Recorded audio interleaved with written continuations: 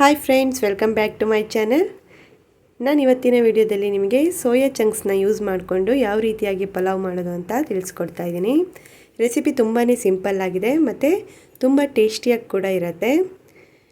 ತುಂಬ ಬೇಗನೂ ಕೂಡ ಮಾಡ್ಬೋದು. ಹಾಗಾದರೆ ಬನ್ನಿ ಈ ರೆಸಿಪಿನ ಯಾವ ರೀತಿಯಾಗಿ ಮಾಡೋದು ಅಂತ ಒಂದೊಂದಾಗಿ ನಾವು ನೋಡ್ತಾ ಹೋಗೋಣ. ಇದಕ್ಕೆ ಬೇಕಾಗಿರುವಂಥ ಇಂಗ್ರೀಡಿಯೆಂಟ್ಸ್ನ ನೋಡೋಣ. ಇದಕ್ಕೆ ನಾನು 2 ಈರುಳ್ಳಿ ಮತ್ತು ಕ್ಯಾರೆಟ್, ಸ್ವಲ್ಪ ಬೀನ್ಸ್ ಮತ್ತು ರಾತ್ರಿ ನೆನೆಸಿಟ್ಕೊಂಡಿರುವಂಥ ಬಟಾಣಿನ ತಗೊಂಡಿದ್ದೀನಿ. ಹಾಗೆ ಟೊಮೆಟೊ,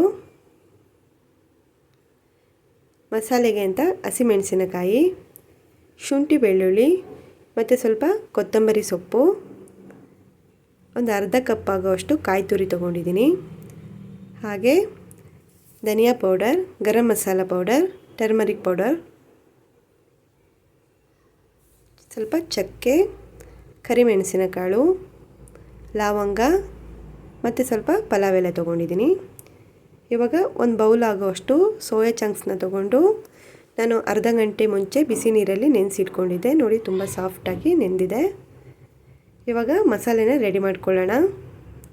ಅದಕ್ಕೆ ನಾನು ಕಾಯಿ ತುರಿ ಮತ್ತು ಕೊತ್ತಂಬರಿ ಸೊಪ್ಪು, ಸ್ವಲ್ಪ ಶುಂಠಿ ಬೆಳ್ಳುಳ್ಳಿ, ಹಸಿಮೆಣಸಿನಕಾಯಿನ ಹಾಕಿ ಸ್ವಲ್ಪ ನೀರನ್ನು ಹಾಕಿ ಇವಾಗ ಚೆನ್ನಾಗಿ ಗ್ರೈಂಡ್ ಮಾಡ್ಕೊಳ್ತಾ ಇದ್ದೀನಿ.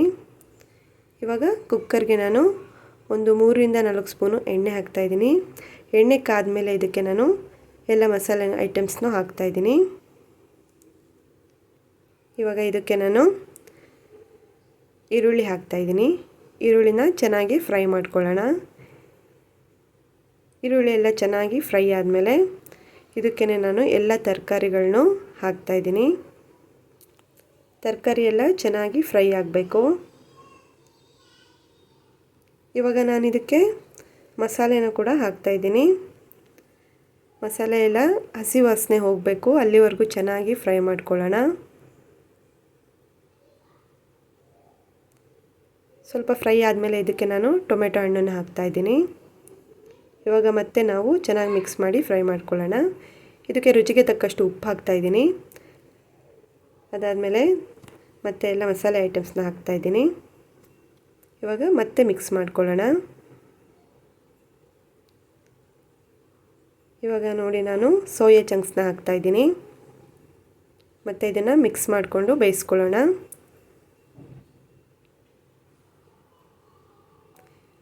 ಇದಕ್ಕೆ ಚೆನ್ನಾಗಿ ಉಪ್ಪು ಖಾರ ಎಲ್ಲ ಹಿಡಿಬೇಕು. ಆದ್ದರಿಂದ ಇದನ್ನು ಚೆನ್ನಾಗಿ ಬೇಯಿಸ್ಕೋಬೇಕು ಒಂದು 10 ನಿಮಿಷ. ಇವಾಗ ನಾನು ಇದಕ್ಕೆ ಅರ್ಧ ಗಂಟೆ ಮುಂಚೆ ನೆನೆಸಿಟ್ಕೊಂಡಿರುವಂಥ ಅಕ್ಕಿನ ಹಾಕ್ತಾಯಿದ್ದೀನಿ. ಮತ್ತೆ ಮಿಕ್ಸ್ ಮಾಡಿ ಚೆನ್ನಾಗಿ ಬೇಯಿಸ್ಕೊಳ್ಳೋಣ. ಅದಾದಮೇಲೆ ನೋಡಿ, ನಾನು ಅಳತೆ ಮಾಡಿಕೊಂಡು ನೀರು ಹಾಕ್ತಾಯಿದ್ದೀನಿ.